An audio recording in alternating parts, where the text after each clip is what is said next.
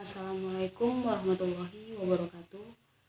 Perkenalkan, nama saya Sinta Permatasari dengan NPM 22411045 dari kelas Manajemen 22A. Saya di sini akan membahas materi yang berjudul tentang manajemen piutang. Yang pertama ada pengertian manajemen piutang. Piutang adalah tagihan kepada pihak lain di masa yang akan datang karena terjadinya transaksi di masa lalu. Piutang juga dapat diartikan sebagai tagihan kepada perorangan atau badan yang timbul dari penjualan barang atau jasa secara kredit. Penjualan kredit tidak segera menghasilkan penerimaan kas, tetapi menimbulkan piutang langganan. Dan barulah kemudian pada hari jatuhnya terjadi aliran kas masuk atau cash inflow yang berasal dari pengumpulan piutang itu.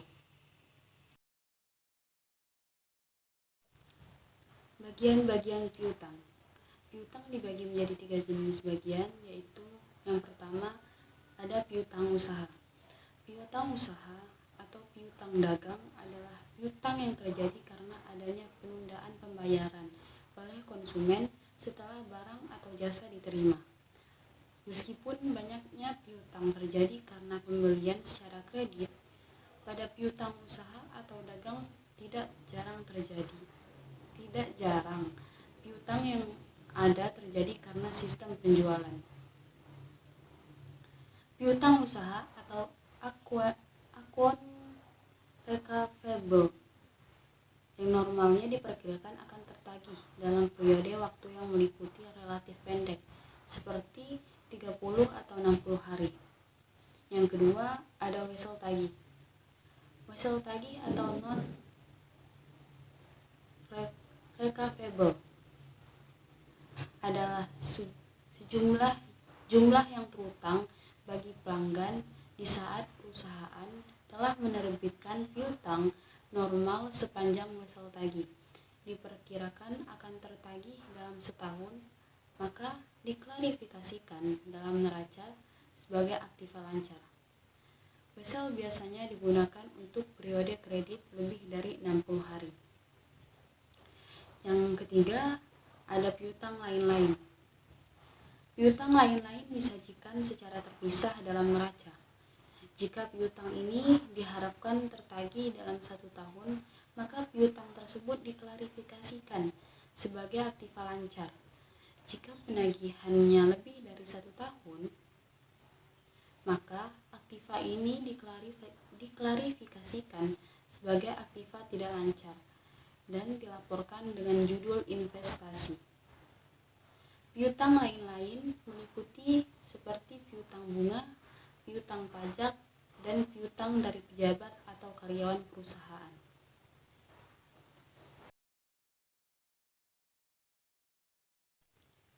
Faktor-faktor yang mempengaruhi jumlah piutang. Menurut Rianto 2001, faktor-faktor yang mempengaruhi besar kecilnya investasi dalam piutang ada 5. Yang pertama, ada volume penjualan kredit. Makin besar proporsi penjualan kredit dari keseluruhan penjualan memperbesar jumlah investasi dalam piutang. Dengan makin besarnya volume penjualan kredit setiap tahunnya, berarti bahwa perusahaan itu harus menyediakan investasi yang lebih besar lagi dalam piutang. Yang kedua, ada syarat pembayaran penjualan. Syarat pembayaran penjualan kredit dapat bersifat ketat atau lunak apabila perusahaan menetapkan syarat pembayaran yang ketat. Berarti bahwa perusahaan lebih mengutamakan keselamatan kredit daripada ketimbang profitabilitas. Yang ketiga, ada ketentuan tentang pembatasan kredit. Dalam penjualan kredit, perusahaan dapat menetapkan batas maksimal atau bagi kredit yang diberikan kepada para pelanggannya. Semakin tinggi plafon yang ditetapkan bagi masing-masing langganan, maka semakin besar pula dana yang diinvestasikan dalam piutang. Yang keempat, ada kebijakan dalam mengumpulkan piutang. Perusahaan dapat menjalankan kebijakan dalam mengumpulkan piutang secara aktif maupun pasif. Perusahaan yang menjalankan kebijakan ini secara aktif mempunyai pengeluaran yang lebih besar untuk membiayai kegiatan pengumpulan piutang tersebut dibandingkan perusahaan yang menjalankan secara pasif. Dan yang terakhir, ada kebiasaan membayar dari para pelanggan. Ada sebagian pelanggan yang mempunyai kebiasaan untuk membayar dengan menggunakan yang namanya kesempatan mendapatkan cash diskon. Dan ada sebagian pelanggan juga yang tidak menggunakan kesempatan ini. Perbedaan cara pembayaran ini tergantung kepada cara penilaian mereka terhadap dana yang lebih menguntungkan antara kedua alternatif itu tersebut.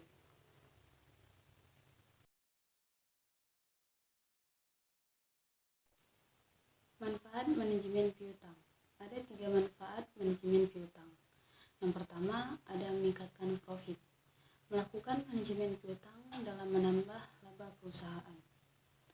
Perusahaan dapat menerima serta menagih piutang dengan pengelolaan dan pengorganisasian yang baik.